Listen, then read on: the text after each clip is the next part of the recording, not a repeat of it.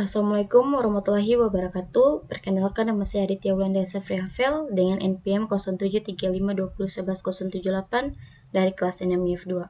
Pada video kali ini saya buat untuk menjelaskan apa itu name service pada mata kuliah sistem terdistribusi.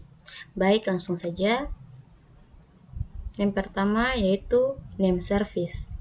Name service dalam sistem terdistribusi merupakan layanan penamaan yang berfungsi untuk menyimpan naming konteks, yakni kumpulan binding nama dengan objek, tugasnya untuk meresolve nama. Selain itu, name service dalam sistem terdistribusi merujuk pada mekanisme yang digunakan untuk memberikan alamat atau identitas yang unik pada setiap layanan yang tersedia di dalam sistem. Tujuan dari mekanisme ini adalah untuk memudahkan node atau komponen lain dalam sistem terdistribusi untuk menemukan dan berkomunikasi dengan layanan tersebut. Selanjutnya yaitu tujuan name service. Yang pertama, identifikasi.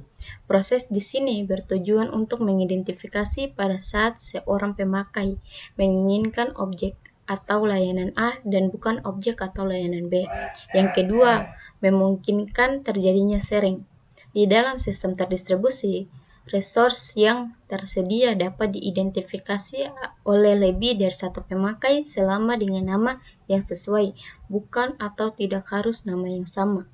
Ketiga, memungkinkan location independence. Setiap terjadi perubahan lokasi tidak harus dengan perubahan nama, selama lokasi tidak menjadi bagian dari nama resource tersebut. Yang keempat, memberikan kemampuan keamanan atau security. Kemampuan name service dalam memilih sebuah nama dari himpunan besar integer hanya dapat diketahui oleh legitimate resource. Hanya dapat diketahui oleh legitimate source, bukan dari hasil menembak. Selanjutnya yaitu domain name system atau DNS. Domain name system merupakan sebuah name service sebagai standar penamaan pada internet. Database DNS diterapkan dengan sistem partitioning yang terbagi-bagi dalam suatu zone berdasarkan domainnya dan letak geografis. Top level organizational domain biasa disebut generis domain.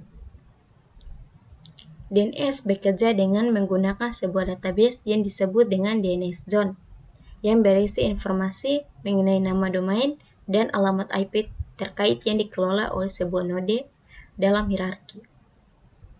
Ketika pengguna mencoba mengakses sebuah nama domain, DNS akan melakukan pencarian pada database zone terkait untuk mencari alamat IP yang sesuai dan mengirimkan kembali informasi tersebut kepada pengguna. Selanjutnya yaitu resolver and name server. Yang pertama, sebuah program aplikasi pada host yang mengakses domain sistem disebut sebagai resolver. Kedua, resolver mengontak DNS server yang biasa disebut name server. Ketiga, DNS server mengembalikan IP address ke resolver yang meneruskan ke aplikasi yang membutuhkan IP address. Bisa lihat pada gambar di samping ini.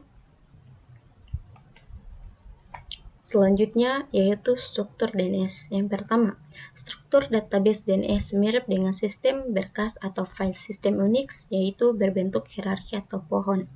Kedua, tingkat teratas pada DNS adalah root yang disimbolkan dengan titik atau dot. Sedangkan pada sistem berkat Unix, root disimbolkan dengan slash. Ketiga, sistem titik cabang mempunyai label yang mengidentifikasinya relatif terhadap root.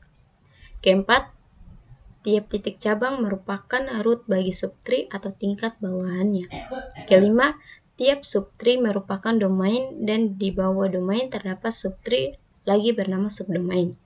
Yang keenam, setiap domain mempunyai nama yang unik dan menunjukkan posisinya pada pohon DNS. Pengurutan atau penyebutan nama domain secara penuh dimulai dari domain paling bawah menuju ke root. 7. Masing-masing nama yang membentuk suatu domain dipisahkan dengan titik atau dot dan diakhiri dengan titik yang merupakan nama absolut relatif terhadap root. Selanjutnya yaitu caching. Dalam sistem name service terdistribusi seperti DNS, Caching digunakan untuk mempercepat proses resolusi nama domain dengan menyimpan informasi mengenai nama domain dan alamat IP terkait pada cache DNS. Ketika resolver pada komputer pengguna atau server meminta informasi mengenai nama domain, resolve name server akan mencari informasi tersebut pada authoritative name server terkait dengan nama domain tersebut. Namun, informasi tersebut juga akan disimpan pada cache DNS pada resolve name server untuk jangka waktu tertentu. Jika resolver pada komputer pengguna atau server lain meminta informasi mengenai nama domain yang sama, resolve name server akan mengambil informasi tersebut pada cache DNS-nya, tanpa harus mengambil informasi yang sama dari authoritative name server lagi. Mungkin itu saja yang bisa saya sampaikan. Kurang dan lebihnya saya mohon maaf. Wassalamualaikum warahmatullahi wabarakatuh.